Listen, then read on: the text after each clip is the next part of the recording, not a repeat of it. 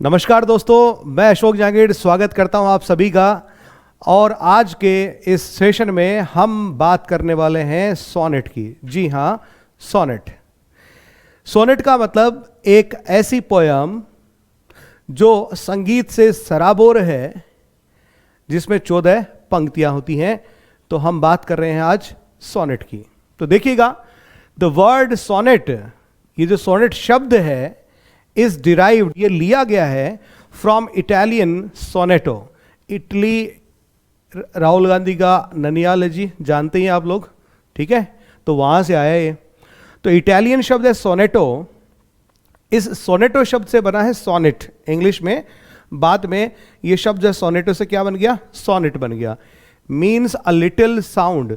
और सोनेट शब्द का मतलब होता है अ लिटिल साउंड, अर्थात एक छोटी ध्वनि। तो यहां पर जो अर्थ निकलेगा वो अर्थ निकलेगा कि एक छोटा गीत।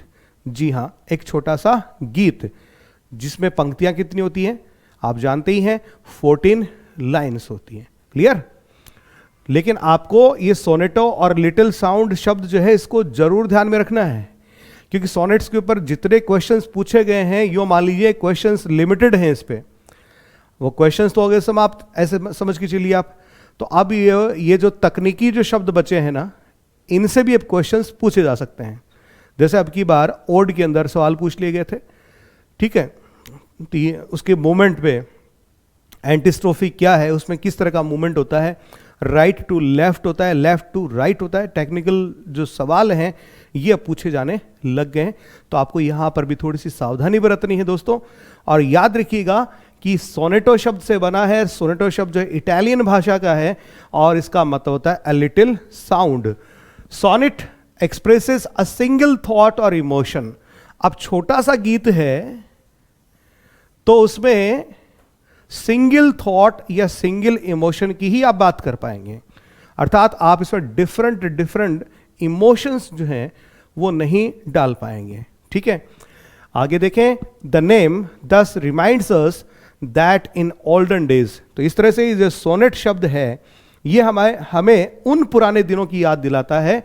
इट वॉज कंपोज्ड, जब इसकी रचना करी जाती थी, टू बी संग, गाने के लिए, इन द अकम्पनीमेंट, साथ में, किसके साथ में? विद अ ल्यूट और मैंडोलिन।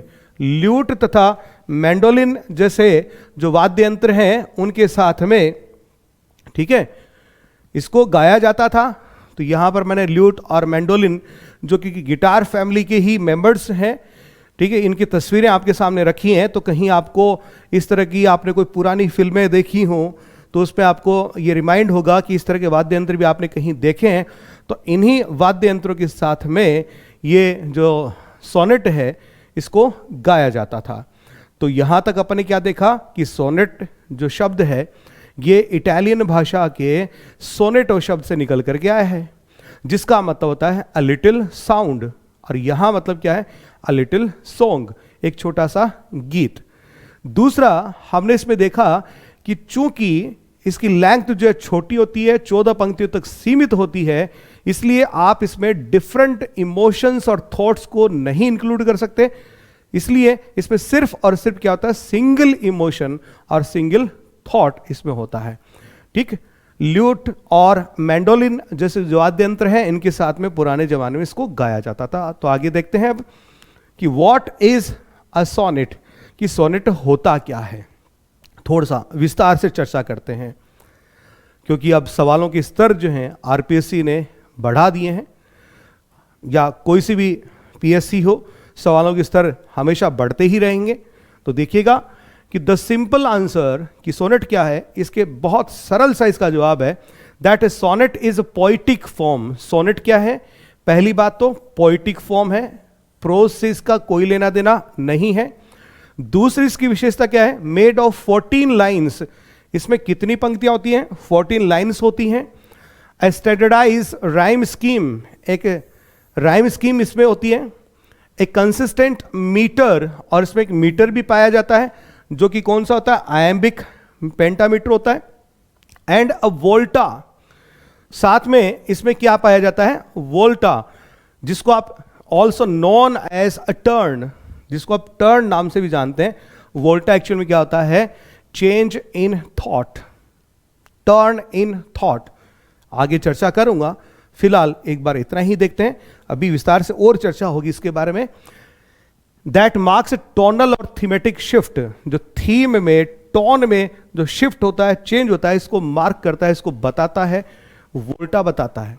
ठीक है, ओवर द सेंचुरीज, सदियां बदली।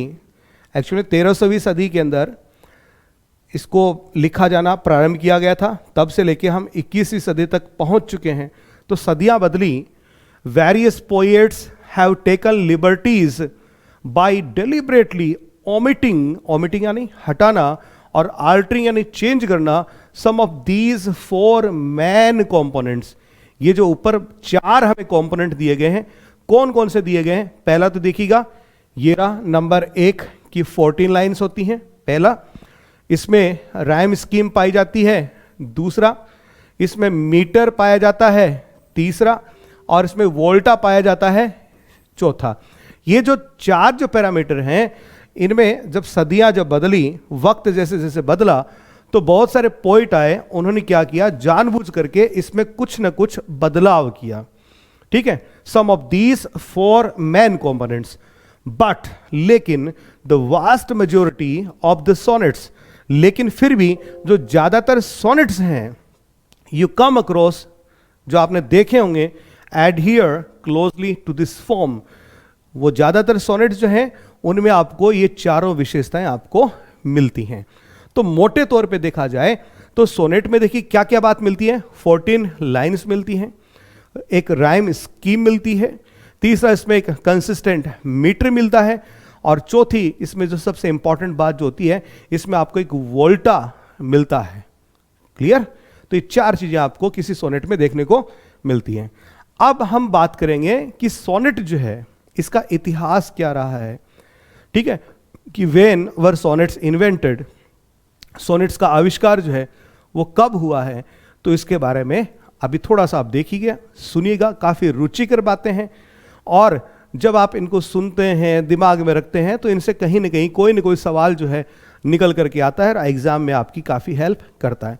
तो आपको जानना चाहिए कि सोनेट जो है उसका इन्वेंशन जो है कब हुआ। तो देखिएगा कि टेक्निकली इन्वेंटेड इन इटली। पहली बात तो सोनेट जो है उसका इन्वेंशन कहाँ हुआ? इटली में हुआ।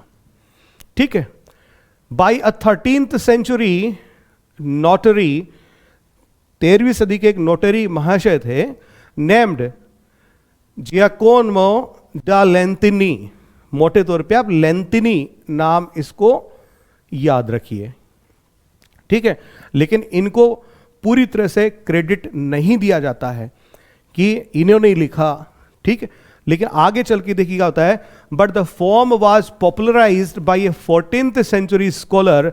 लेकिन 14वीं सदी में एक विद्वान व्यक्ति हुए, नेम्ड फ्रांसिस्को पेट्रार्का, जिनका पूरा नाम था फ्रांसिस्को पेट्रार्का। ठीक है, तो इनको बहुत हद तक इसका श्रेय दिया जाता है। यूजुअली एंग्लिसाइज्ड एज पेट्रार्क, इनका इटालियन नाम है फ्रांसिस्को पेट्रार्का, और अंग्रेजी में एंग्लिसाइज्ड इसको किया गया, अर्थात अंग्रेजी में इस नाम को बोला जाता है, लिखा जाता है पेट्रार्क। समझ गए? तो इटली से यात्रा शुरू हुई, 13वीं सदी में यात्रा शुरू हुई, और यहां पर जो सबसे बड़ा प्रमुख नाम जो है वो आपके सामने उभर करके आया, और वो है पेट्रार्क। इससे पहले लेंतिनी जो महाशय थे, उन्होंने भी क्या लिखे थे? सोनेट्स लिखे थे। लेकिन पेट्रार्क के साथ में एक और नाम है दांते। ठीक है, दांते ने भी क्या लिखे थे? सोनेट्स लिखे थे। अब आगे चलते हैं। पेट्रार्क्स फेमस कलेक्शन कैंजियोनियर, फिर से नाम बोलता हूं, कैंजियोनियर, इसकी एक काव्य रचना का संकलन था जिसका नाम था कैंजियोनियर, फीचर्स 366 पोएम्स, जिसमें कुल मिलाकर के 366 कविताएं थी। 317 ऑफ विच आर सोनेट्स, जिसमें से 317 तो क्या थे? सोनेट्स थे। तो देखिएगा कि पेट्रार्क ने उस वक्त कितने सोनेट लिखे थे? 317 सोनेट्स लिख चुके थे वो। chiefly written in praise of a woman named लवरा, और लवरा नाम की एक महिला थी, उनकी प्रशंसा में ये लिखे गए थे, अर्थात लव सॉन्ग्स थे एक तरह से। तो ये सोनेट जो थे, इसने इनकी एक महिला मित्र रही होगी या कुछ और रही होगी जिसका नाम लौरा था, उसको संबोधित करते हुए उसके लिए इसने क्या लिखे, सोनेट्स लिखे।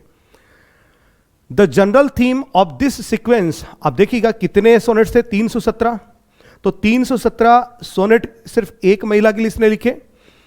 तो ये जो संग्रह है ये एक प्रकार के क्या था, सीक्वेंस था, ठीक है।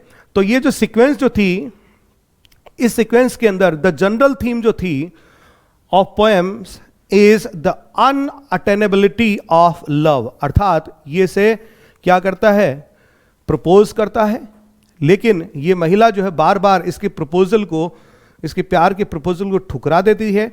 तो इसकी जो कॉमन थीम है इस सोनेट सीक्वेंस की, वो क्या होती है, अनअटेनेबिलिटी ऑफ लव, अर्थात प्रेम की अप्राप्ति, अर्थात इसको बदले में प्रेम नहीं मिलता है।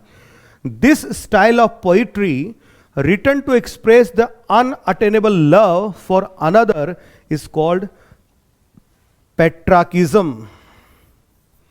तो जब कभी आगे चल करके फ्यूचर में इस प्रकार का कोई काव्य लिखा गया जिसमें कोई प्रेमी क्या करता है, अपनी प्रेमिका के सामने प्रेम का प्रस्ताव रखता है, अर्थात प्रपोजल रखता है, और वो प्रपोजल ठुकरा दिया जाता है, अर्थात उसे बदले में वापस प्रेम की प्राप्ति नहीं होती है, वो प्रेम उसके लिए क्या है, अटेनेबल नहीं बल्कि अनअटेनेबल है।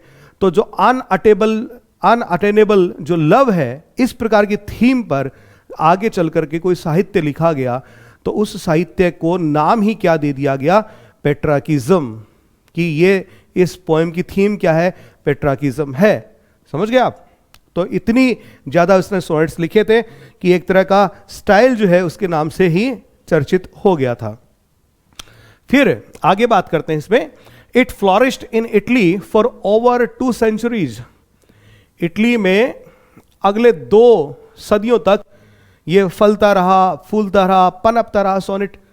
The sonnet only reached England in the 1530s।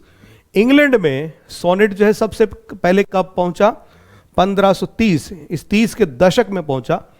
Scholars have long credited Sir Thomas Wyatt bringing the sonnet to England via his many translations of Petrarch's sonnets.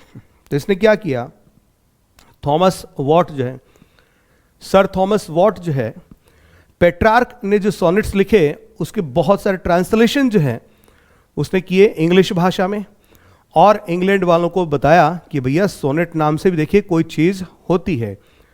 तो यदि आपसे प्रश्न पूछा जाए कि who introduced sonnets to England और English language, तो आपका सीधा सा जवाब क्या रहना चाहिए, सर थॉमस वॉट। आगे चल के इसमें एक नाम और जुड़ने वाला है, अभी अपन उसकी बात करेंगे। यहीं पर मैं आपसे एक प्रश्न और क्लियर करूं। यदि आपसे पूछा जाए फादर ऑफ सोनेट, जी हां, फादर ऑफ सोनेट आप किसे कहेंगे?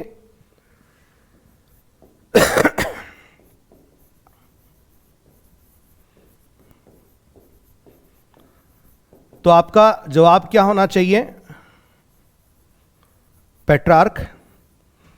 और यहीं पर यदि आपसे पूछा जाए फादर ऑफ इंग्लिश सोनेट, तो फिर आपका जवाब क्या होना चाहिए, वॉट। ठीक है, ये आप जरूर ध्यान रखिएगा। अब थोड़ा सा और आगे बढ़ते हैं इसमें। तो देखिएगा कि फेलो कोर्टियर्स इन किंग हेनरी एट्स कोर्ट, उस वक्त किंग हेनरी जो थे 8वें, उनकी कोर्ट के अंदर जो उनके दरबारी जो थे, उन्होंने क्या किया, began to experiment with the sonnet form. उन्होंने सोनेट फॉर्म जो है उस पर लिखना कोर्टियर्स ने प्रारंभ किया। Most notably Henry Howard the earl of Surrey. Surrey के जो अर्ल जो थे जिनका नाम हेनरी होवर्ड था, ठीक है, तो उन्होंने क्या किया, बहुत अच्छे से इस पे अपना हाथ आजमाया, अर्थात सोनेट फॉर्म जो है उन्होंने काफी अच्छे से लिखे। Who is credited with English sonnet form, जिनको इंग्लिश सोनेट फॉर्म को डेवलप करने का क्रेडिट जाता है। अब यहां पर आपके सामने दूसरा नाम भी आ चुका। पहला नाम आपके सामने आया थॉमस, आपके सर थॉमस वॉट का। दूसरा नाम आपके सामने आ गया है अर्ल ऑफ सरे।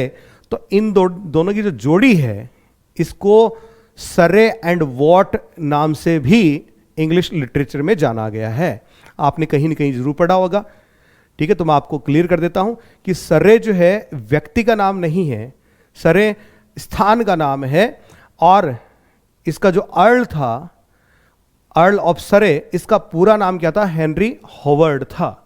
ठीक है, तो कहीं कोई प्रश्न इस प्रकार से पूछ लिया जाए और आप इसमें तलाश कर रहे हो कि सरे नाम आएगा, तो सरे नाम ना आकर के वहां पर हेनरी होवर्ड नाम भी आ सकता है। तो थोड़ा सा यहां पे कोशिश रहने की आपको आवश्यकता है। फिर आगे देखें, इन 1557, ये डेट काफी इंपॉर्टेंट है सोनेट के लिहाज से, वो भी इंग्लिश सोनेट्स के हिसाब से। ठीक है, इन 1557, लॉन्ग आफ्टर वॉट एंड सरे हैड डाइड, जब सरे यानी हेनरी होवर्ड और वॉट, इनकी मृत्यु हो गई 1542 के आसपास ही, तो इनकी मृत्यु के काफी समय पश्चात अर्थात 1557 में, 1557 में क्या होता है, an important poetry collection title songs and sonnets, एक पोइट्री कलेक्शन जो है वो पब्लिश होता है। उसका टाइटल क्या है वो सुनिएगा, सॉन्ग्स एंड सोनेट्स। टाइटल क्या है, सॉन्ग्स एंड सोनेट्स। कब पब्लिश होता है, 1557 में। बाद में, बट लेटर, बाद में रेफर्ड टू एज टोटल्स मिसलनी, बाद में इसको टोटल्स मिसलनी नाम से भी इसको जाना गया। क्लियर, मैं आपको फिर से क्लियर कर दूं, 1557 में एक पोइट्री कलेक्शन पब्लिश होता है, उसका टाइटल है सॉन्ग्स एंड सोनेट्स। क्लियर, बाद में इसी सॉन्ग्स एंड सोनेट्स को किस नाम से जाना गया, टोटल्स मिसलनी। अब ये टोटल क्या है, पब्लिशर है। क्लियर, यहां पे आप यूं कह सकते हैं कि पहली बार जो इंग्लिश सोनेट्स हैं वो किस में छपे थे, सॉन्ग्स एंड सोनेट्स नाम की पुस्तक में छपे थे, जिसे टोटल्स मिसलनी नाम से भी जाना जाता है। और ये पब्लिकेशन जो है आपके सामने कब आया, 1557 में। अब यहां पर आपको थोड़ी सी सावधानी भी बरतनी है, क्योंकि सॉन्ग्स एंड सोनेट्स नाम से एक पुस्तक जो है 1633 में भी आती है।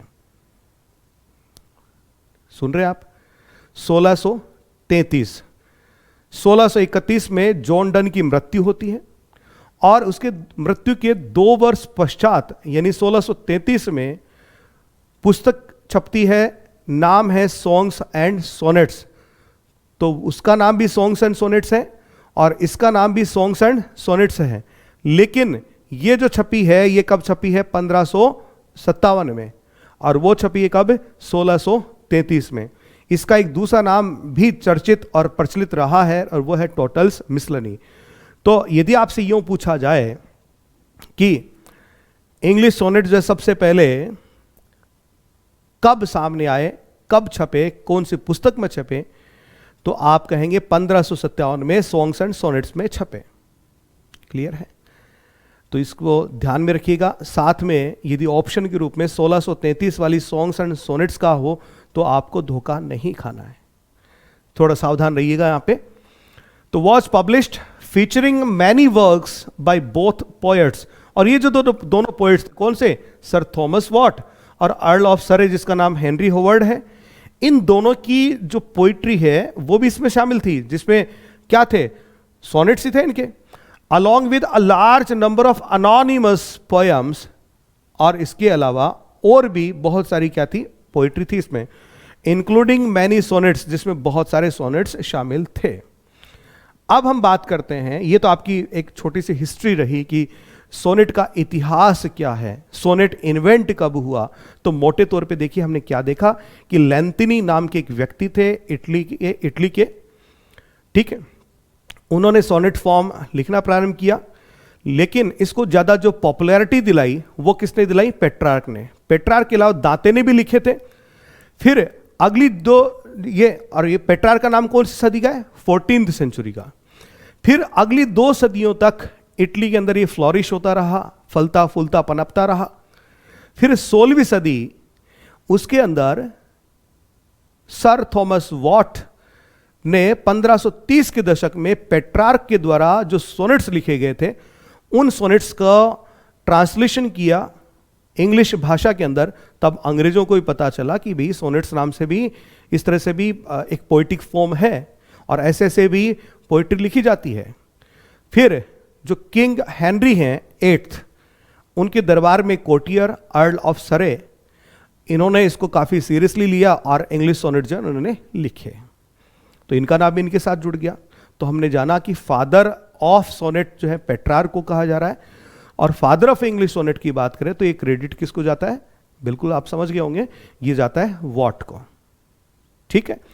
फिर 1557 में 1557 में सॉन्ग्स एंड सोनेट्स नाम से पुस्तक आती है। इसी पुस्तक को टोटल्स मिसलनी नाम से भी जाना जाता है। ठीक। और टोटल एक पब्लिशर है। इसके अंदर वॉट एंड सरे इनके जो सोनेट्स हैं, इनके अलावा और भी अन्य पोएम्स हैं। ऐसा नहीं कि सिर्फ इसमें सोनेट्स ही थे, क्योंकि इसका नाम है सॉन्ग्स एंड सोनेट्स। तो सोनेट्स के अलावा सॉन्ग्स भी हैं, अर्थात और भी इसमें गीत हैं, लिरिक भी हो सकते हैं, वो ओड भी हो सकते हैं। ठीक है, इनको इसमें इंक्लूड किया गया था। तो अब तक हमने ये जाना।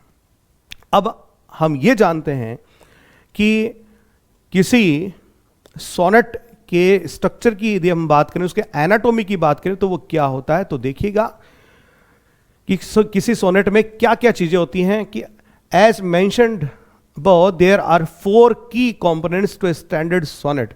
किसी स्टैंडर्ड सोनेट के अंदर 4 मुख्य बातें होती हैं। हम 4 क्यों ज्यादा ले लेंगे इसमें। सबसे पहली बात तो इसमें 14 लाइन्स होती हैं। कितनी पंक्तियां होती हैं? 14 पंक्तियां होती हैं। ए स्टैंडर्डाइज्ड राइम स्कीम। ठीक है, आप यहां पर थोड़ा किसी के मन में चल रहा हो सर हमने कर्टल सोनेट भी देखा है, तो मैं आप लोगों से कहूंगा कि कर्टल सोनेट नहीं, कुछ और भी तरह के सोनेट्स हैं जिनकी मैं आगे चर्चा करूंगा अभी थोड़ी देर बाद में। तो 14 लाइन्स के बाद में स्टैंडर्डाइज राइम स्कीम होती है। अब ये राइम स्कीम जो है डिपेंड करती है कि सोनेट जो है वो किस तरह का है। यदि वो पेट्रार्कन स्टाइल का सोनेट है तो उसकी राइम स्कीम अलग होगी। यदि वो आपका इंग्लिश सोनेट है जिसको शेक्सपियरियन सोनेट भी कहा जाता है तो उसकी राइम स्कीम अलग होगी। यदि स्पेंसरियन ये सोनेट है तो उसकी राइम स्कीम अलग होगी। तो आगे इसकी चर्चा होगी। अ सिंगल इमोशन और थॉट, सबसे इंपॉर्टेंट चीज कि किसी सोनेट के अंदर एक सिंगल इमोशन होता है, सिंगल थॉट होता है। अब ये क्या है, थोड़ा सा मैं 2 बातें इस पर बोल देता हूं। इसका मतलब देखिए ये होता है, थोड़ा साइड बाय जाता हूं मैं इधर, अभी आपको दिख पा रहा होगा। ठीक है, सिंगल इमोशन या सिंगल थॉट, यानी जब कोई सोनेट लिखा जाता है तो इसमें एक सिंगल थॉट लिया जाता है, उस थॉट को डेवलप किया जाता है। जैसे जैसे सोनेट आगे बढ़ता है थॉट डेवलपमेंट होता है, और फिर ये जो थॉट लिया जाता है ये किससे रिलेटेड है, इसमें किस तरह का बदलाव आता है, किस तरह का ये यदि किसी समस्या से रिलेटेड है तो इसका सॉल्यूशन कैसे होता है, ये अलग अलग सोनेट में अलग अलग है। यदि पेट्रार्कन स्टाइल का है तो उसमें ऑक्टेव के बाद में उस प्रॉब्लम का सॉल्यूशन दिया जाएगा। यदि शेक्सपियरियन स्टाइल का है तो अंत में जो कपलेट आता है वहां पर इसका सॉल्यूशन दिया जाएगा। ठीक है, तो अभी आगे बात करेंगे। तो अ सिंगल थॉट और इमोशन इसमें हो गया। इसके बाद है कंसिस्टेंट मीटर। मीटर की बात करते हैं तो इसमें आपको क्या देखने को मिलता है? आयम्बिक पेंटामीटर इसमें देखने को मिलता है। किसी सोनेट में आपको क्या मिलेगा? आयम्बिक पेंटामीटर मिलेगा। ठीक है, अब ये पेंटामीटर क्या है देखिएगा। देखिए भाई, पेंटा का मतलब होता है 5, और आयम्बिक शब्द जो है वो बना किससे? आयाम से। आयाम का मतलब क्या होता है कि एक ऐसा जोड़ा, बहुत ही सरल शब्दों में समझाने की कोशिश कर रहा हूं, बताने की कोशिश कर रहा हूं। ठीक है, एक आपका शब्द होता है फीट। जब हम मीटर की बात कर रहे हैं तो इसमें शब्द होता है फीट, जिसका सिंगुलर क्या होता है? फुट। फुट का मतलब क्या हो गया? एक। फीट, फीट का मतलब एक से ज्यादा। तो ये जोड़ा है कि पहले एक अनस्ट्रेस्ड सिलेबल होगा, फिर एक स्ट्रेस सिलेबल होगा। इन दोनों का एक जोड़ा जो है वो क्या कहलाता है? एक आयाम कहलाता है। क्या कहलाता है? आयाम कहलाता है। मैं थोड़ी भाषा जो है काफी सरल यूज करने की कोशिश कर रहा हूं ताकि सभी विद्यार्थियों को ये समझ में आ सके। ठीक है, बहुत ज्यादा इसकी टेक्निकलिटी में मैं नहीं जा रहा हूं, बहुत ही सरलतम तरीके से आपको समझाने की कोशिश कर रहा हूं इसमें। तो किसी सोनेट की किसी एक पंक्ति के अंदर आपको क्या मिलेगा? मतलब प्रत्येक पंक्ति के अंदर आपको क्या मिलेगा? आयाम्बिक पेंटामीटर मिलेगा, अर्थात उसमें आयाम का प्रयोग होगा। आयाम का मतलब एक मीट्रिकल फीट हो गया। अब इस एक मीट्रिकल फीट के अंदर सिलेबल की बात करें तो सिलेबल जो है कितने होंगे? एक आयाम के अंदर 2 सिलेबल होंगे। पहला अनस्ट्रेस्ड होगा और दूसरा क्या होगा? स्ट्रेस्ड सिलेबल होगा। तो इस तरह से एक आयाम में कितने सिलेबल हुए? एक आयाम्बिक मीट्रिकल फीट में कितने सिलेबल हुए? 2। अब देखिएगा कि पेंटामीटर है, अर्थात पेंटा का मतलब 5, और कौन सा? आयाम्बिक। तो आयाम्बिक का मतलब आयाम, आयाम का मतलब कितने सिलेबल? 2। कितने आयाम है? 5 आयाम है। तो सिलेबल टोटल कितने हुए? 5 गुना 2 बराबर 10। तो आप यूं भी कह सकते हैं इस चीज को कि सोनेट की किसी भी पंक्ति के अंदर यदि आपको सिलेबल काउंट करने हो तो आपको कितने सिलेबल मिलेंगे? 10 सिलेबल मिलेंगे। तो किसी सोनेट की पंक्ति में कितने सिलेबल पाए जाते हैं? 10 सिलेबल पाए जाते हैं। तो ये तो बात होगी किसकी? मीटर की। फिर आपको इसमें मिलता है वोल्टा और टर्न। वोल्टा और टर्न क्या है इसको सुनिएगा। जैसे मान लीजिए आप पेट्रार्कन सोनेट की बात कर रहे हैं, तो पेट्रार्कन सोनेट के मोटे तौर पे 2 भाग होते हैं, ऑक्टेव एंड सेस्टेट। इसमें किसी थॉट, किसी आइडिया, किसी इमोशन को लेकर के सोनेट लिखा जाता है। ओके, अब जिस थॉट को आपने लिया है, आप क्या करते हैं? ऑक्टेव के अंत तक आते आते, अर्थात उस पोएम के, उस सोनेट के 8वीं पंक्ति तक आते आते आप उस थॉट का क्या करते हैं? डेवलपमेंट करते हैं। कोई समस्या दे रखी है तो उस समस्या को उसकी हाइट तक पहुंचाते हैं। फिर उसके बाद में सेस्टेट पार्ट जो होता है उसमें आप ग्रेजुअली क्या करते हैं? उसका एक सॉल्यूशन देते हैं। यहां पर ऑक्टेव के बाद में जब सेस्टेट स्टार्ट होता है तो इसके बीच में यहां पर एक निशान यूज किया था, उस निशान को कैस्यूरा बोलते हैं। ये आगे मैं आपको बताऊंगा। वो कैस्यूरा एक इंडिकेशन है, इशारा है, चिन्ह है, निशानी है कि अब यहां पर थॉट जो है बदल रहा है। मसलन उदाहरण के तौर पे ऑन हिज ब्लाइंडनेस आपने पढ़ी होगी मिल्टन की, तो उसने doth God day labour light denied. इसके पश्चात जब पोइट ये बात बोलता है, क्या ईश्वर को एक अंधे व्यक्ति से भी उन कार्यों की क्या अपेक्षा है जो केवल एक आंखों वाला व्यक्ति, रोशनी वाला व्यक्ति ही कर सकता है? अर्थात ये एक तरह से भगवान के विरुद्ध वो क्या कर रहा है? शिकायत कर रहा है। Then all of a sudden फिर वो क्या करता है? अपने थॉट को वापस चेंज करता है।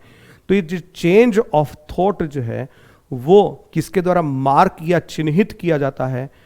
वो कहलाता है वोल्टा। ठीक है, या टर्न इन थॉट कहलाता है। और इसको बताने के लिए जिस निशान का, कोमा का, सेमीकोलन का जो भी हम इस्तेमाल करते हैं उसको आप क्या बोलते हैं? कैस्यूरा बोलते हैं। देखिएगा फिर आगे। अब पहले अपन बात कर लेते हैं टाइप्स ऑफ सोनेट की। तो ordinarily sonnets are of 2 kinds. मोटे तौर पे देखा जाए, सामान्य तौर पे देखा जाए तो सोनेट 2 तरह के होते हैं, पेट्रार्कन एंड शेक्सपियरियन। तो सबसे पहले हम बात करेंगे इसकी पेट्रार्कन सोनेट्स की। अब पेट्रार्कन सोनेट्स को इटालियन सोनेट्स भी कहा जाता है। क्यों कहा जाता है? क्योंकि पेट्रार्क कहां के थे? ये इटली के थे। और ये सबसे ज्यादा फ्लोरिश कहां हुई थी? ये फॉर्म ये इटली में हुई थी, इसलिए इसको इटालियन सोनेट भी कहा जाता है। आगे चल करके ध्यान देंगे, आगे चल करके मिल्टन ने इस स्टाइल पे बहुत अच्छा वर्क किया, इसको ब्रिलियंटली यूज किया इस फॉर्म को, इसलिए हम इसे मिल्टॉनिक सोनेट भी कह देते हैं इसी स्टाइल को। और इसमें जो रूल्स एंड रेगुलेशंस जो एस्टैब्लिश किए गए थे, जो प्रोटोटाइप एक सोनेट का एस्टैब्लिश किया गया था, उसको बहुत अच्छे से फॉलो किया जाता है, तो इसलिए इनको हम क्लासिकल सोनेट्स भी कह देते हैं। तो जो पेट्रार्कन सोनेट है उनके नाम की यदि आप बात करें तो पेट्रार्कन सोनेट को आप इटालियन सोनेट भी कहते हैं, मिल्टॉनिक सोनेट भी कहते हैं, और क्लासिकल सोनेट भी आप इनको कहते हैं। It has two main parts, इसमें मुख्यतः दो भाग होते हैं। द ऑक्टेव, ऑक्टेव के अंदर 8 पंक्तियां होती हैं, एंड द सेस्टेट, और सेस्टेट के अंदर क्या होती हैं, 6 पंक्तियां होती हैं। ध्यान दीजिएगा, ऑक्टेव एंड सेस्टेट किसके पार्ट हैं, मिल्टॉनिक, क्लासिकल, इटालियन या पेट्रार्कन सोनेट के हैं। अब एक जो ऑक्टेव है, ऑक्टेव के अंदर आपको 4-4 पंक्तियों के 2 स्टेंजा मिलेंगे। अब 4 पंक्तियों की स्टेंजा को आप क्या बोलते हैं, क्वाट्रेन बोलते हैं। तो आप यूं भी कह सकते हैं कि ये जो ऑक्टेव है कि इसके अंदर क्या है, 2 क्वाट्रेन है। सेस्टेट जो है वहां पर आपको 3-3 पंक्तियों के 2 स्टेंजा आपको मिलेंगे, और 3 पंक्तियों की स्टेंजा को आप बोलते हैं टर्सेट। तो अब आप इसको एक अलग प्रकार से भी प्रेजेंट कर सकते हैं कि किसी पेट्रार्कन सोनेट के अंदर आपको 2 क्वाट्रेन और 2 टर्सेट मिलते हैं, आप ये भी इसको कह सकते हैं। देखिए फिर आगे, इट्स राइमिंग अरेंजमेंट इज, इसकी जो राइम स्कीम जो होती है वो क्या होती है, ए बी बी ए, फिर से रिपीट होगा ए बी बी ए। तो पहला जो क्वाट्रेन है उसकी राइम स्कीम क्या है, ए बी बी ए, दूसरे क्वाट्रेन की ए बी बी ए। इस तरह से 4+4 ये जो पंक्तियां हैं ये मिलकर के किसका निर्माण कर रही हैं, एक ऑक्टेव का। फिर आती है सी डी ई, सी डी ई, तो सी डी ई एक टर्सेट हो गया, फिर से सी डी ई ये एक टर्सेट हो गया, कुल मिला के 6 पंक्तियां जिनको आप सेस्टेट कहते हैं। ठीक है, तो इस तरह से ऑक्टेव और सेस्टेट, यदि आप इनकी राइम स्कीम की बात करें तो इनकी राइम स्कीम क्या रहेगी आपकी, A B B A, C D E, C D E. ठीक है, Milton followed this style and wrote 24 sonnets. Milton ने पेट्रार्कन स्टाइल को ही फॉलो किया था, और इसी वजह से इसको मिल्टॉनिक सोनेट भी कहा जाता है। मिल्टन ने कुल मिला के 24 सोनेट्स लिखे थे। ठीक, अब हम आगे बढ़ते हैं, देखिएगा विस्तार से एक बार इसकी जो राइम स्कीम है उसको जरूर देखिएगा। राइम स्कीम क्या है, ए बी बी ए। ठीक है, ये चारों मिलकर के 4 पंक्तियों का एक स्टेंजा हो गया, तो ये क्या कहलाया, एक आपका क्वाट्रेन कहलाया। फिर से ए बी बी ए, तो फिर से एक 4 पंक्तियों का स्टेंजा हो गया, ये 4 पंक्तियां, ये 4 पंक्तियां, ये कुल मिलाकर के कितनी पंक्तियां होगी आपकी, 8 पंक्तियां होगी। ये दोनों जो है किसका पार्ट है, ऑक्टेव का। तो ये 4+4 जो है किसका निर्माण कर रहे हैं, ऑक्टेव का निर्माण कर रहे हैं। यहां पर क्या होगा, डेवलपमेंट ऑफ थॉट और any problem that is being given in the sonnet. जो भी थॉट, जिसके जो भी इमोशन, जो भी प्रॉब्लम जिस पर ये सोनेट लिखा गया है, उसका डेवलपमेंट होगा पहली पंक्ति से अंतिम पंक्ति तक। यहां ये चरम पे पहुंच जाएगा, अपनी हाइट पे पहुंच जाएगा, फिर अचानक से चेंज इन थॉट होगा। तो देखिएगा, when we read a sonnet, जब हम सोनेट को पढ़ें, it is important to think about the poet is saying, but also how. जब आप किसी सोनेट को पढ़ते हैं, इट इज इंपॉर्टेंट, तो ये बहुत ही महत्वपूर्ण है, to think about the poet is saying, कि जो कवि कह रहा है उसके बारे में सोचना ये काफी इंपॉर्टेंट है। बट ऑल्सो हाउ, बल्कि वो कैसे कह रहा है, उसका कहने का तरीका कैसे है, उसके बारे में भी आप जरूर ध्यान रखें। तो हाउ को मैं यहां पे ऐसे कर देता हूं। तो sonnets typically have a turn, sonnets के अंदर क्या होता है, टर्न ऑफ थॉट होता है। ए प्लेस, अब ये टर्न क्या है उसको थोड़ा डिफाइन करते हैं। ए प्लेस एक ऐसी जगह है where the argument and the rhyme scheme change, जहां पर आर्ग्यूमेंट भी चेंज होता है और राइम स्कीम भी चेंज हो जाती है। देखिएगा यहां पर ए बी बी ए चल रहा है, सेम चल रहा है। अब यहां पर राइम स्कीम भी चेंज हो जाएगी और यहां पर और क्या चेंज होगा, आर्ग्यूमेंट, जो बातचीत चल रही थी, यदि किसी समस्या की बात कर रहे थे, आपने समस्या को अपने चरम पे पहुंचा दिया, अब आप उसके समाधान की बात करेंगे, ठीक है, तो ये चेंज होगा। पहले समस्या की बात कर रहे थे, समाधान की बात कर रहे हैं, चेंज इन थॉट आ गया है।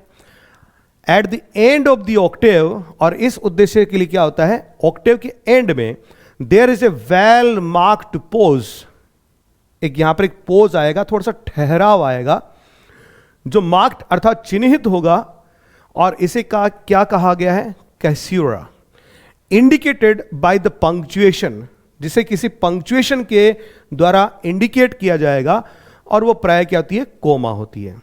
And often emphasised by a space, और थोड़ा सा उसको एम्फेसाइज करने के लिए थोड़ी स्पेस भी दी जाती है, तो अक्सर ही क्या होता है, कोमा।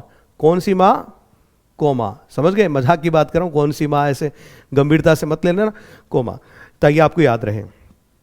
फॉलोड बाय अ वोल्टा, और जैसे ही ये मार्क, ये चिन्ह, ये पंक्चुएशन मार्क आता है, इसके तुरंत बाद में क्या आता है, फॉलोड बाय ए वोल्टा, फिर चेंज आ जाता है। किस में आएगा चेंज, एक तो राइम स्कीम में आ जाएगा, और किस में आ जाएगा, समझ गए आप, और आपके थॉट में आ जाएगा, पोएम के थॉट में, आपके थॉट में नहीं, वोल्टा, और टर्न इन द थॉट, और थॉट में क्या जाएगा, बदलाव आ जाएगा। ठीक, अब सेस्टेट में देखिए क्या होता है, यहां पर जो राइम स्कीम है सी डी सी और सी डी सी होता है, ठीक है, कुछ में सी डी सी की वजह सी डी ई और सी डी ई भी होता है। तो यहां पर सी डी सी या सी डी ई जो भी है, ये जो तीन पंक्तियों का स्टेंजा है, जिसे आप क्या किस नाम से जानेंगे, टर्सेट, ठीक है। तो यहां पर टर्सेट की संख्या कितनी होगी, 2। तो यहां पर पंक्तियां कितनी है, 3, यहां पर भी 3, और कुल मिलाकर के पंक्तियां कितनी होगी, 6। और इसलिए हमने इसको 6 लाइन के स्टेंजा को क्या नाम दिया, सेस्टेट, 6 लाइन्स स्टेंजा। और इस तरह से आपका एक पेट्रार्कन सोनेट जो है वो कंप्लीट होता है, ठीक है। तो यहां पर वापस देखिएगा, इसमें 2 क्वार्टेन जो मिलकर के निर्माण करते हैं किसका, ऑक्टेव का, और 2 टर्सेट जो निर्माण करते हैं किसका, सेस्टेट का। तो यहां पर किसी पेट्रार्कन सोनेट में आपको क्या मिलता है, एक ऑक्टेव और 1 सेस्टेट, एक ऑक्टेव और एक सेस्टेट। तो 8 पंक्तियों का क्या हो गया, ऑक्टेव, और 6 पंक्तियों का क्या हो गया, सेस्टेट हो गया। इस तरह से आपकी ये 14 लाइंस जो है वो क्या होगी, यहां पे कंप्लीट हो गई है। आगे बढ़ते हैं अभी। अब हम बात करेंगे शेक्सपियरन और इंग्लिश सोनेट की। तो देखिएगा, शेक्सपियरन और इंग्लिश सोनेट, शेक्सपियरन सोनेट क्यों कहा गया, क्योंकि शेक्सपियर ने इस फॉर्म को, लिटरेरी फॉर्म सोनेट जो है, इसको पहली बात तो अपने अकॉर्डिंग इसने चेंज किया, और इसको काफी ब्रिलियंटली इसने यूज किया, इसको, इसलिए इसको शेक्सपियरन सोनेट कहा गया। इंग्लिश भाषा में इसी स्टाइल की जो सोनेट्स हैं काफ़ी चर्चित, पॉपुलर रहे, इसलिए इनको इंग्लिश सोनेट्स भी कहा गया। दूसरा, जो पेट्रार्कन स्टाइल, जो इटली की स्टाइल थी, इटालियन सोनेट की स्टाइल जो थी, उससे अलग यदि कोई स्टाइल एस्टेब्लिश हुई तो ये थी, जो काफ़ी प्रोमिनेंट थी, ठीक है, इसलिए इसको इंग्लिश सोनेट नाम दिया गया। तो देखिएगा, it has 3 stanzas of 4 lines each, इसमें 3 स्टेंजा होते हैं, 3 स्टेंजाज, और प्रत्येक में 4 लाइन्स ईच प्रत्येक में होती है, और 4 लाइन की स्टेंजा को क्या बोलते हैं, क्वार्टेन बोलते हैं। एंड ए कॉन्क्लूडिंग कपलेट, और अंत में एक 2 पंक्तियों का जोड़ा कपलेट होता है। तो 4 4 और 4, और फिर 2, तो 1 क्वार्टेन 1 क्वार्टेन 1 क्वार्टेन, तो ये 3 क्वार्टेन मिलकर के कितनी पंक्तियां होगी, 12। फिर एक आपका एक कपलेट आ गया, तो ये कितनी पंक्तियां हैं, 2, और इस तरह से आपकी 14 लाइन्स जो हैं कंप्लीट होती हैं। तो शेक्सपियर रोट 154 सोनेट्स। शेक्सपियर ने क्या लिखे, 154 सोनेट्स लिखे। कितने सोनेट्स लिखे, 154 लिखे, ठीक है। अब इनकी भी बात करें तो इन्होंने 126 जो है किसके लिए लिखे? WH के लिए लिखे। अब ये WH कौन है, इस पर कई तरह की बातें कही जाती हैं, तो काफी कंफ्यूजन है इस पे। तो जो कंफ्यूजन है तो इस तरह के सवाल भी आपसे नहीं पूछे जाते हैं। फिर इन्होंने बाकी के जो 26 हैं ये लिखे हैं डार्क लेडी। अब ये डार्क लेडी कौन है इसके बारे में अज्ञात है, और 2 आप अदर थीम्स पे मान लीजिए। इस तरह से कुल मिला के 154 लिखे हैं। हालांकि कहीं कहीं डार्क लेडी के लिए कहा जाता है कि 28 सोनेट्स भी लिखे गए हैं। ठीक है, तो आप इस तरह से इसको ध्यान में रखिएगा कि कुल मिलाकर के शेक्सपियर ने 154 सोनेट्स लिखे हैं। ठीक है, यहां पे मैं थोड़ा सा आपको जरूर बताना चाहूंगा, चंद सोनेट्स जिनके नाम मैं लूंगा यहां पे, आप ध्यान रखिएगा। आप कहेंगे तो मैं लिख देता हूं यहां पे कि शेक्सपियर की जो चर्चित सोनेट हैं, एक तो है आपके shall I compare thee to a summer's day. दूसरा not marble nor the gilded monuments. और तीसरा इसका जो चर्चित सोनेट था, let me not to the marriage of true minds, जिसे शॉर्ट में मैरिज ऑफ ट्रू माइंड्स, इस नाम से भी इसको जाना जाता है। ठीक है, ये थोड़े से सोनेट्स के नाम हैं, याद रखने चाहिए, क्या पता पूछ लिए जाएं। ये नाम इसलिए ले रहा हूं क्योंकि ये पहले ग्रेजुएशन स्टैंडर्ड में ये सोनेट्स कभी किसी ज़माने में हुआ करते थे। ठीक है, तो क्या पता आपके जो एग्जामिनर्स हैं उनके दिमाग में ऐसा हो, कहीं से कोई प्रश्न उठा के पूछ ले टाइटल से रिलेटेड, तो आपको बिल्कुल ध्यान में रखना चाहिए। दूसरी तरफ मिल्टन की जो फेमस सोनेट्स हैं उनकी बात करें तो इसमें ऑन हिज, ऐसे लिख देता हूं,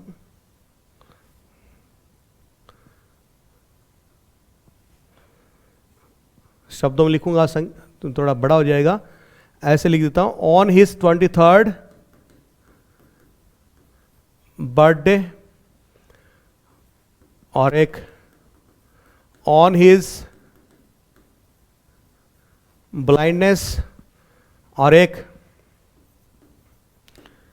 लेट मैसेकर, उसका on the late massacre in Piedmont, late massacre in Piedmont. ये इनके 3 जो सोनेट्स हैं, इनके नाम थोड़ा सा ध्यान रखना चाहिए आपको, इसलिए मैंने लिखे हैं, तो आप नोट कर लीजिए इनको। अब वापस आते हैं यहां लौट के कि शेक्सपियर रोट 154 सोनेट्स। शेक्सपियर ने 154 सोनेट लिखे। इट्स राइमिंग अरेंजमेंट इज, इसकी राइम स्कीम की बात करें तो AB CD CD EF और GG, ये इसकी राइम स्कीम है। ठीक है, यहां पे देखें तो ये पहला क्वार्टेन है AB, दूसरा क्वार्टेन है CD, फिर तीसरा क्वार्टेन है EF,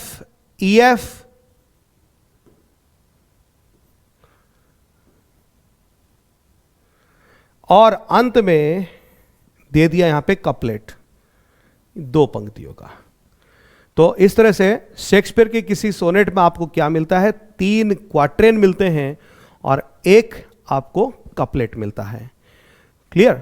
यहां पे मोटा मोटी देख लीजिएगा वापस, 1 2 और 3, ये 3 क्या हो गए, क्वार्टेन हो गए, और 1 आपका इसमें कपलेट हो गया। रैम स्कीम की बात करें तो AB CD EF GG।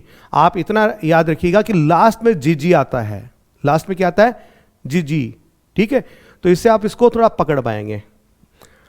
फिर देखते हैं आगे, यहां पर मैंने पेट्रार्कन और शेक्सपियरियन जो सोनेट्स हैं इनकी राइम स्कीम को एक साथ रखा है ताकि आप थोड़ा सा इसमें अंतर कर पाएं।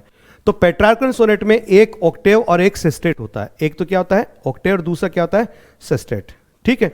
यहां ऑक्टेव जैसे ही खत्म होता है यहां पर आपको क्या मिलता है, एक पोएटिक टर्न मिलता है। शेक्सपियरियन सोनेट में 3 क्वार्टेन और 1 कपलेट यहां पर आपको मिलता है। राइम स्कीम की बात करें तो पेट्रार्कन सोनेट की rhyme scheme ABBA ABBA CDE CDE, ये CDC भी हो सकता है, ठीक है, CDC भी हो सकता है। और शेक्सपियरियन सोनेट की राइम स्कीम की बात करें तो ABAB CD EF और लास्ट में क्या आएगा GG। ओके, अब इसके बाद में कुछ और इसमें आगे देखते हैं कि क्या किस तरह से कुछ और परिवर्तन होते हैं। तो शेक्सपियर का एक समकालिक था, उसके कंटेम्परेरी थे, कंटेम्परेरी आप जानते हैं समकालिक नाम था स्पेंसर, ठीक है। शेक्सपियर के काफी अच्छे प्रशंसक भी थे। तो उन्होंने क्या किया, सोनेट्स लिखे। क्या लिखे उन्होंने, सोनेट्स लिखे। लेकिन उन्होंने क्या किया, सोनेट की जो राइम स्कीम है उसमें थोड़ा सा चेंज किया। शेक्सपियर के चूंकि प्रशंसक थे तो उन्होंने क्वार्टेन तो 3 ही रखे और 1 कपलेट रखा। शेक्सपियर की तरह से 3 क्वार्टेन और 1 कपलेट रखा, लेकिन उन्होंने राइम स्कीम में थोड़ा बदलाव कर दिया। देखिए यहां पे अभी लेते हैं एक बार, ये देखें। In the course of time, अर्थात आगे जैसे वक्त बढ़ा, Spencer also practice his hands eight English sonnets. Spencer ने क्या किया, इंग्लिश सोनेट्स पे अपने हाथ आजमाए विद अ स्लाइट वेरिएशन, थोड़ा सा बदलाव किया उन्होंने in the rhyming arrangement. Rhyming arrangement में थोड़ा बदलाव किया। ही used internal interconnecting rhyme scheme ABAB BC CD और EE। इसको आप यहां थोड़ा अच्छे से समझिएगा। इन्होंने राइम स्कीम कैसे करी, इंटरकनेक्टिंग राइम स्कीम। इनकी राइम स्कीम को क्या कहा जाता है, पहले तो नाम यहां लिख लेते हैं अपन, इंटर कनेक्टिंग, या इसको मैं एक और नाम दे रहा हूं, इंटरलॉक्ड राइम स्कीम। ये किसकी है, स्पेंसर की है। कैसे है, इन्होंने जो पहला क्वार्टेन लिया,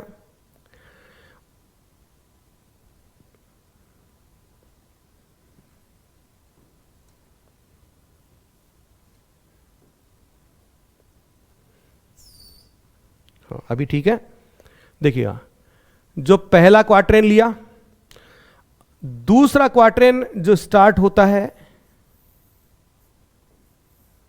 अब देखिए पहले क्वार्टेन की जो अंतिम पंक्ति है उसकी जो अंतिम ध्वनि है उसी सेम ध्वनि को उन्होंने रिपीट किया है अगले क्वार्टेन की पहली पंक्ति के अंत में।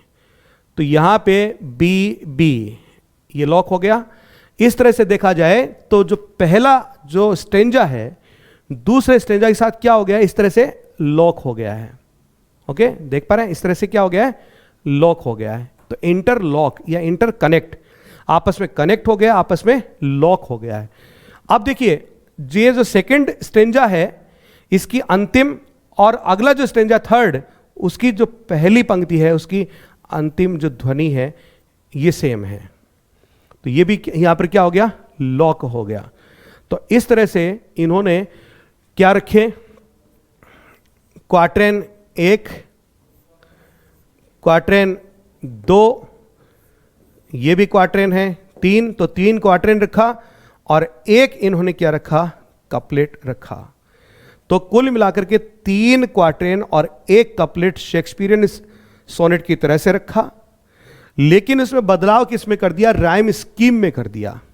राइम स्कीम क्या रखी, ए बी, ये बी जो अंतिम है इस स्टेंजा की वही अगले स्टेंजा की प्रथम होगी। इस तरह से राइम स्कीम मैच कर गई ये वाली, तो आपस में क्या होगी, कनेक्ट होगी, इंटरकनेक्ट या इंटरलॉक्ड बोल सकते हैं आप इसको। फिर बी सी, अब सी इस स्टेंजा का अंतिम है, यही अगले स्टेंजा क्या हो गया, प्रारंभिक हो गया। तो यहां पे सी आपस में क्या हो गया, कनेक्ट हो गया, लॉक्ड हो गया, ठीक है। फिर आगे सी डी और अंत में ई। शेक्सपियर के अंत में क्या आता है, जी और इसके अंत में क्या आता है, ई। इस तरह से आप इन दोनों के बीच में थोड़ा सा अंतर करके जरूर रखिएगा। राइम स्कीम पर भी प्रश्न पूछा जा सकता है, तो थोड़ा सा सावधान रहिएगा, ध्यान रखिएगा। अब कुछ अदर जो वेरिएंट्स है सोनेट्स के, उनकी भी चर्चा कर लेते हैं, क्योंकि कुछ एग्जाम्स में कर्टल सोनेट जो है उसके बारे में पूछा गया है। तो कर्टल सोनेट ही नहीं है, कुछ और भी अदर वेरिएंट्स हैं सोनेट्स के, तो हम उनके बारे में जानकारी लेते हैं। तो देखिएगा, some other variants of sonnet. तो इसमें पहला जो है वो है कॉडेट सोनेट। ये क्या होता है? ये एक ऐसा सोनेट है विच एड्स कोडाज यानी tails to the 14 line poem.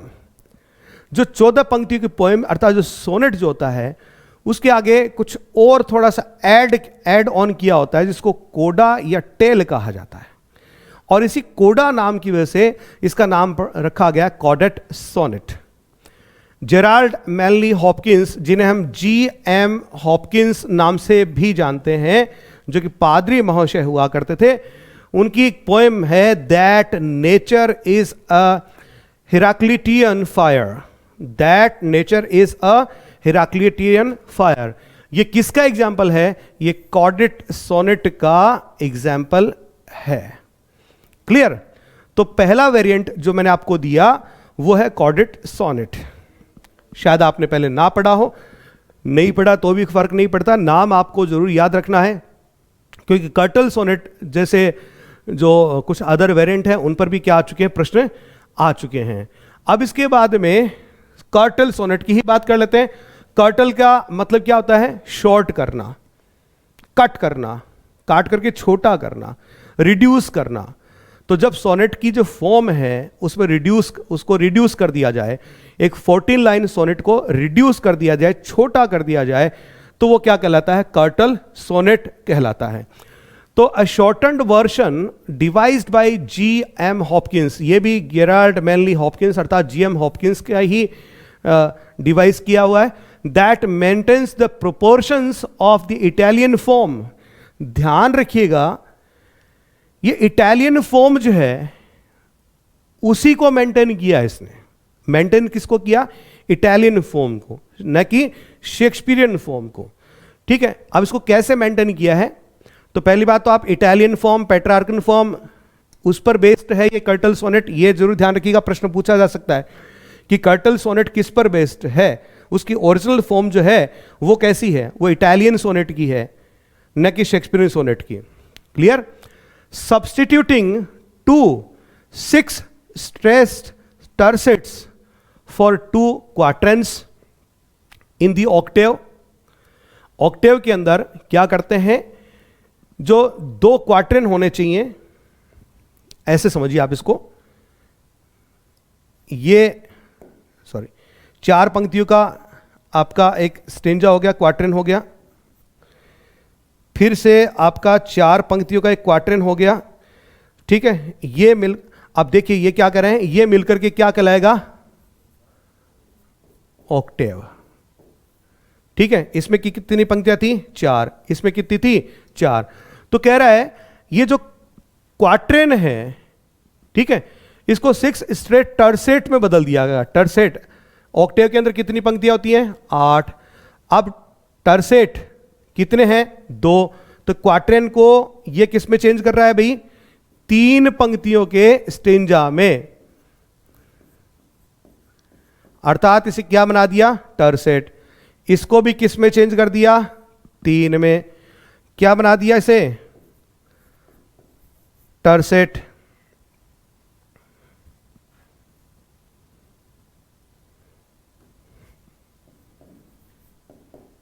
ठीक है, इसको क्या बना दिया? टर्सेट। अब आगे देखिए 3 + 3, तो अब ये ऑक्टेव की जगह इसने इसको ऑक्टेव को इसने किस में चेंज कर दिया? एक सेस्टेट में। अर्थात ये जो 8 पंक्तियां थी ये बदल करके सिर्फ कितनी रह गई हैं? 6। पहला परिवर्तन। तो सब्स्टिट्यूटिंग 2 6 स्ट्रेस टर्सेट्स फॉर किसकी जगह?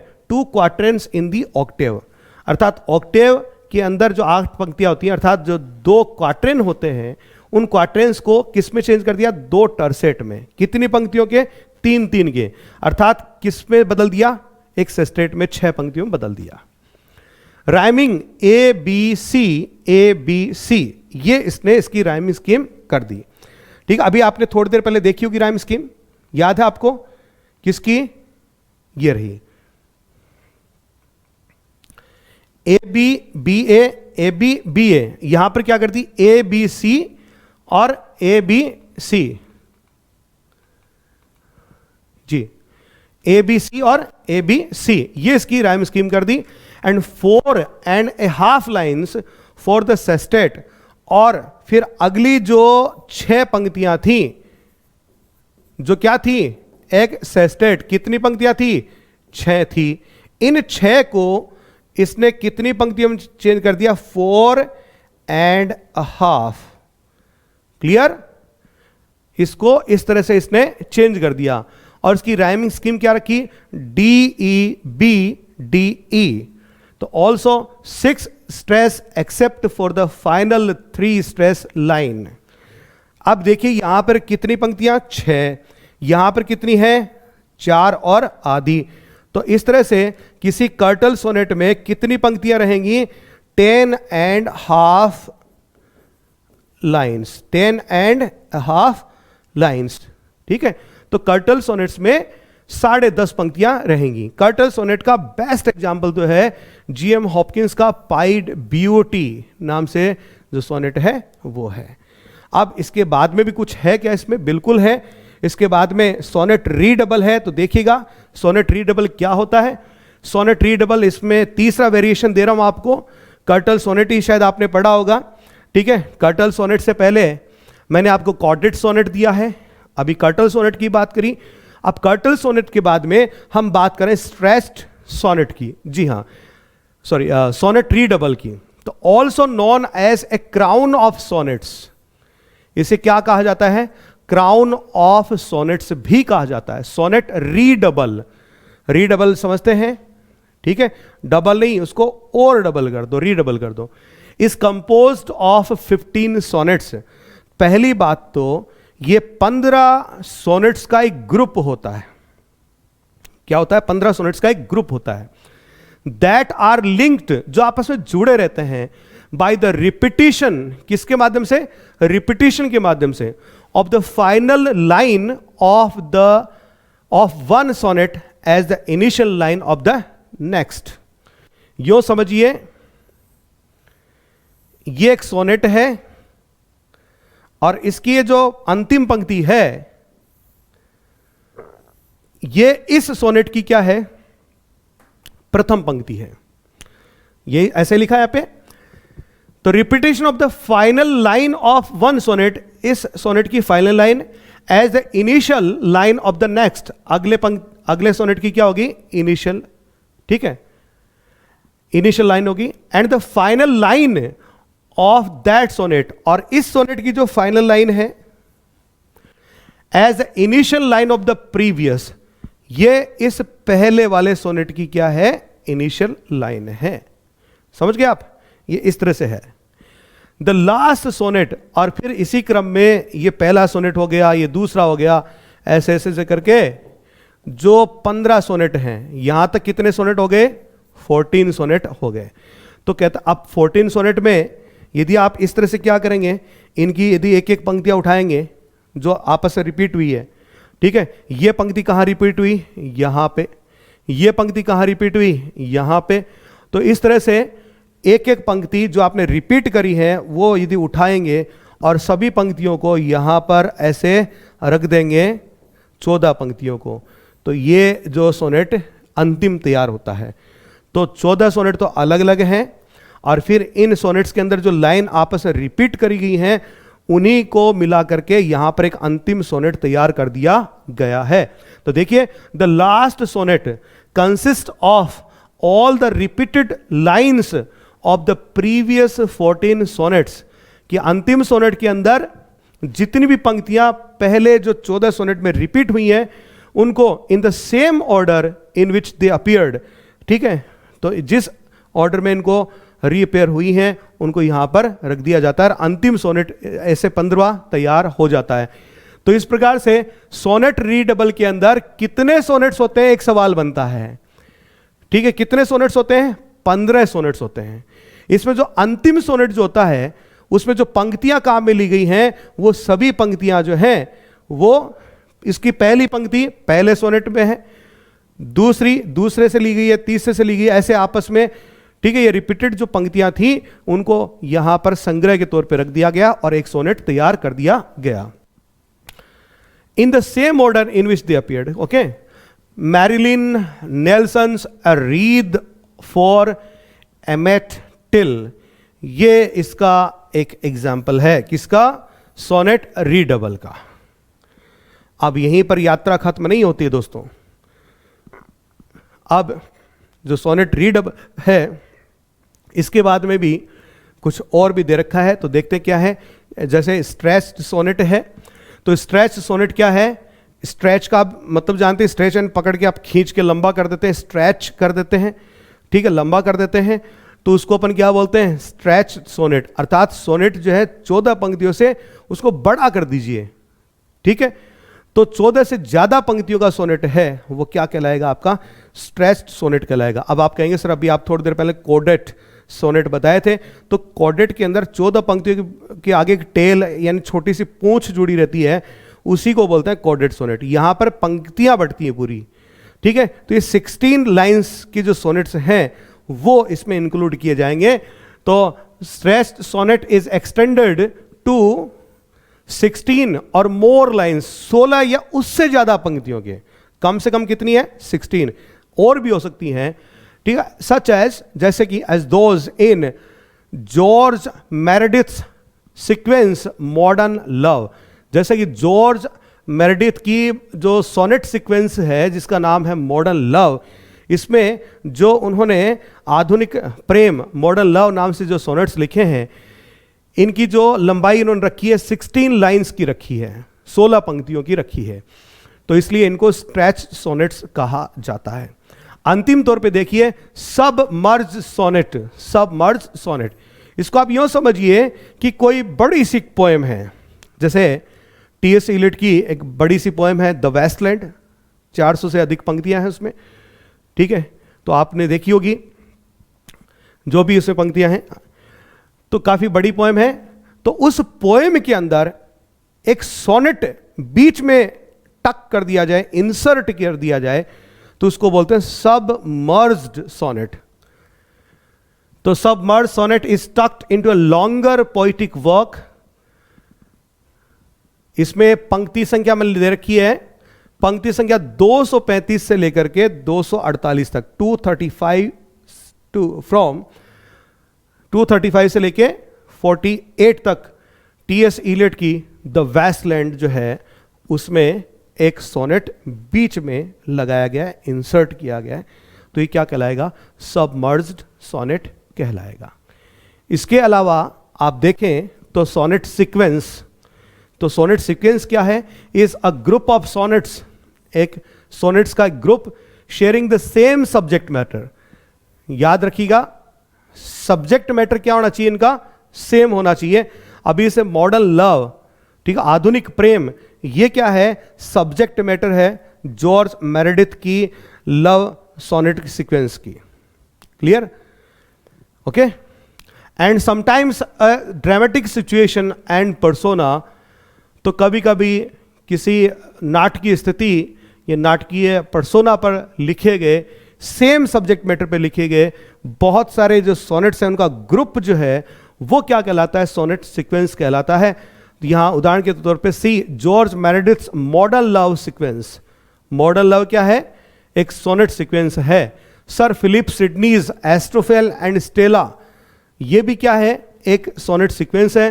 रूपर्ट ब्रुक्स 1914, ठीक, ये भी एक क्या है? सोनेट सीक्वेंस है।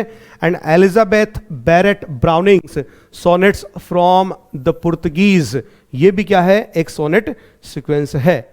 इन पर भी प्रश्न आ चुके हैं यदि आपने गौर किया हो तो। ठीक है दोस्तों, तो ये रही आपकी सोनेट के बारे में जो मैंने अभी अब तक आपको कुछ बताया। अब थोड़े से कुछ इंपॉर्टेंट जो सोनेट्स हैं उनके बारे में देख लेते हैं। इधर पोइट्स के नेम हैं, टाइटल हैं, किसको संबोधित करके लिखे हैं, ईयर ऑफ पब्लिकेशन मैंने आपके लिए यहां पे दिया है।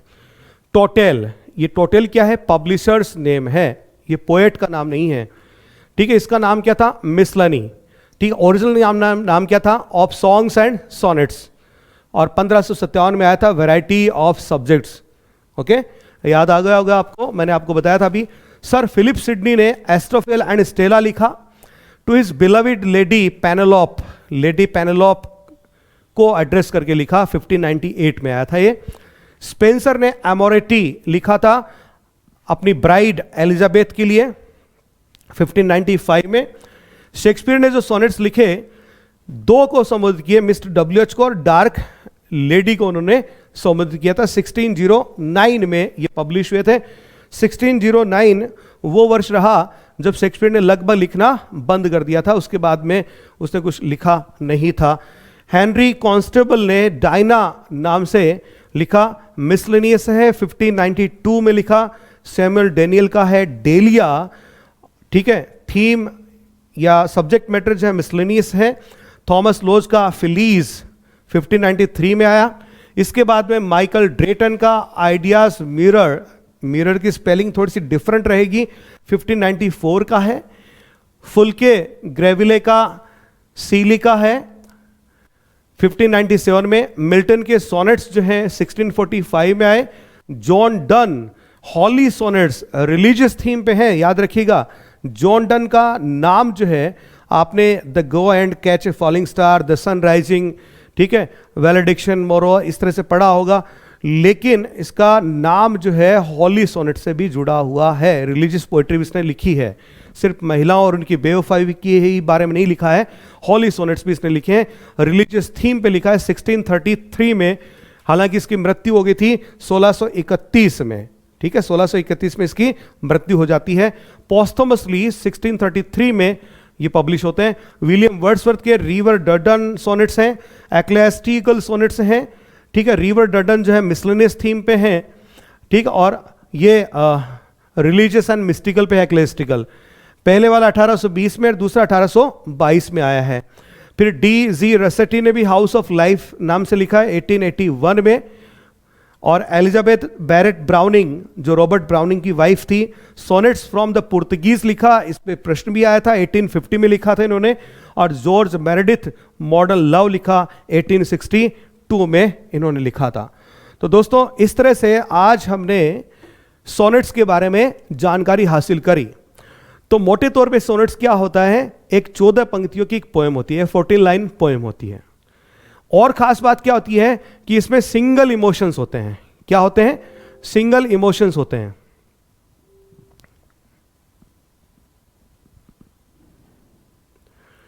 और इसमें आपको 14 लाइन के अलावा सिंगल इमोशन मिलता है, एक तय इसमें एक राइम स्कीम मिलती है। ओके, एक सेकेंड, हाँ जी। तो single thought, single emotion, rhyme scheme fixed है। एक पंक्ति के अंदर आपको 10 सिलेबल्स मिलते हैं। मीटर की बात करें तो आयम्बिक पेंटामीटर मिलता है। और इसके अंदर change in thought, turn in thought, जिसे वोल्टा भी कहते हैं, ये आपको इसमें मिलता है।